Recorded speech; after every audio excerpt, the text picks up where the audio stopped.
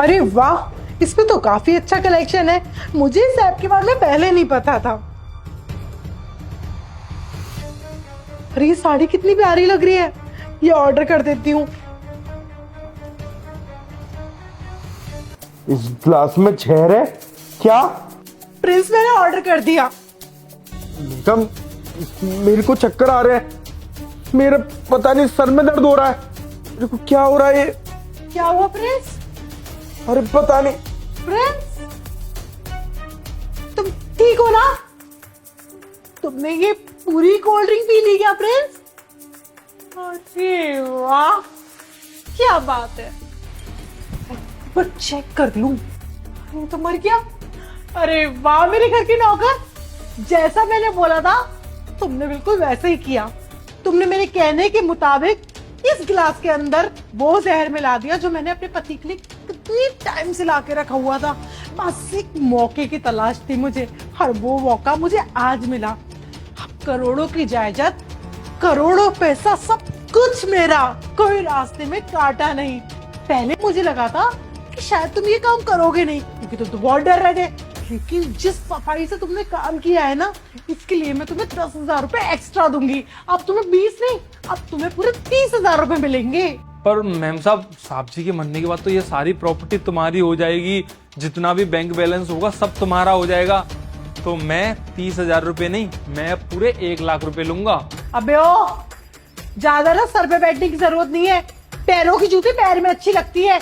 मैंने बोला था ना 20,000, 20 के 30 दे रही हूँ। अब सीधे तुमने 1,00,000 रुपए कर दिए।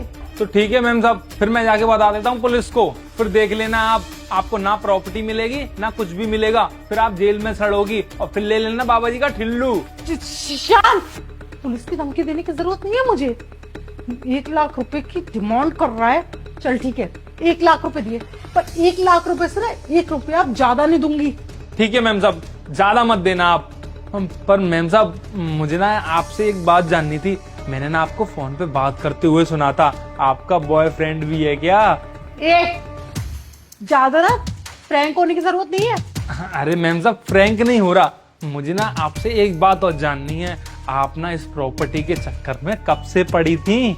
और अगर मैं ना बताऊं तो मत बताओ। पर मैम साहब मैं तो बस इसलिए पूछ रहा था क्योंकि मैंने आपका इतना बड़ा काम किया है कि मुझे भी तो पता होनी चाहिए, जो आदमी मरा है वो मरा तो मरा क्यों? चल ठीक है, मेरी इतनी खुशामद करने की जरूरत नहीं है।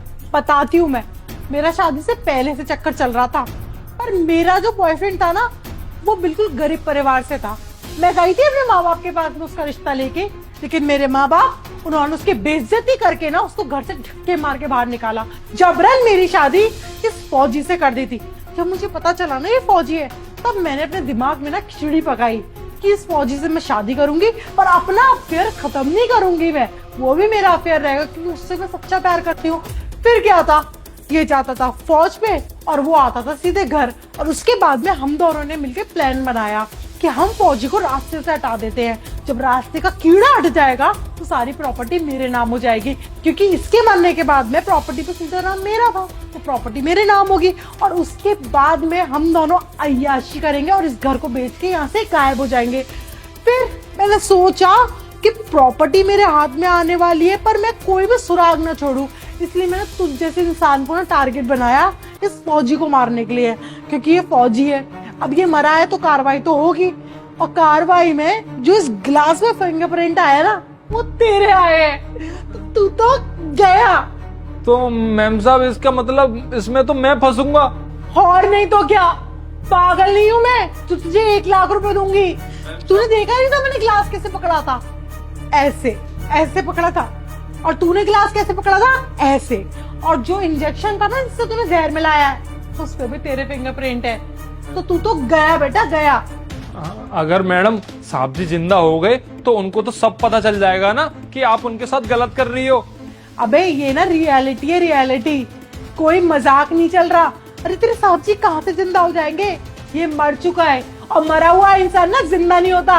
अब एक काम कर, जा और अपने साहब जी की ना क्रियाक्रम की तैयारी कर, चल निकल। मैम साहब मुझे ऐसा लग रहा है साहब जी जिंदा हैं। लगता है अपनी मौत का ना कहर देखकर ना तेरा दिमाग ना खराब हो गया है।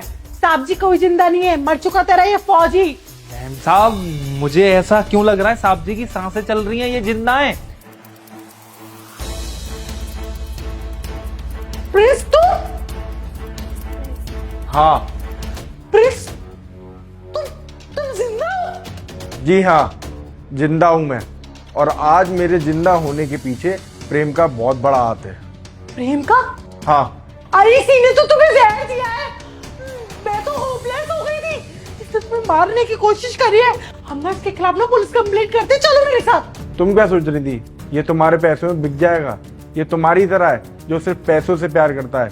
नहीं मेघा नहीं, ये तुम्हारी तरह नहीं है। इसको ना मेरी प्रॉपर्टी से मतलब है, ना मेरे पैसों से मतलब है।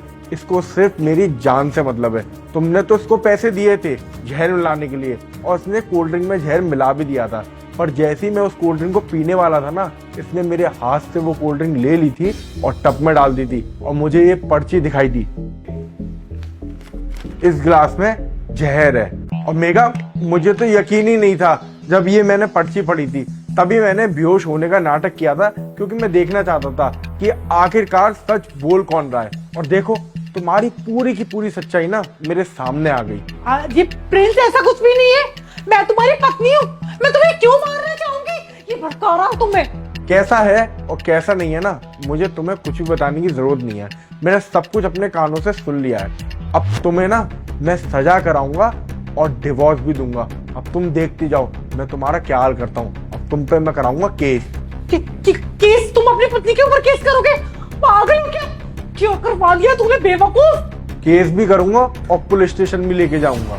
प्रिंस मुझे माफ कर दो, मैं मानती हूँ मेरी गलती। मुझे पुलिस स्टेशन मत लेके जाओ। चलो यहाँ से।